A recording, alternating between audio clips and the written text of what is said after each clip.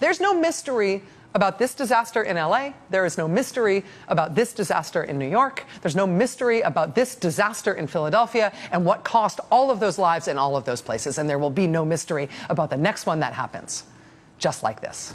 We know what we need to do. It's just our government won't make it happen.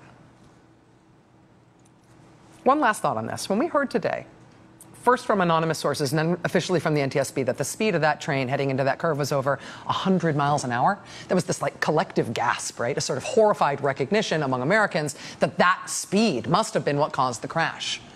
I mean, we're still awaiting the full investigation, the final results from the NTSB. But when we heard today this idea of a train going over 100 miles an hour down those rattly old tracks through Northeast Philly, we almost intrinsically knew as Americans that that spelled catastrophe, that that was the problem, that something was wrong with that. 100 miles an hour, 106 miles per hour?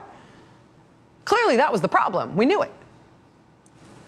Between the cities of Barcelona and Madrid in Spain, the average train speed is 154 miles per hour. That's not the top speed, that's the average speed. Trains between Tokyo and Osaka go 200 miles an hour.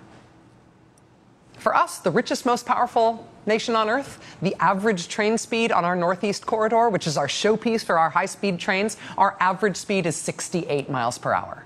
And we know intrinsically, with every breath, that if you go over 100 miles an hour, we know even viscerally that that will mean the engine and the passenger cars will end up flying off the rails and crumpling like soda cans, and people will die. Because we can't handle that kind of speed here. We are a great nation that has allowed the world-class national infrastructure that our grandparents built and our parents handed down to us to erode and suffer and starve to the point that it is decrepit and deadly. And this is a failure of governance. This is on Congress's head.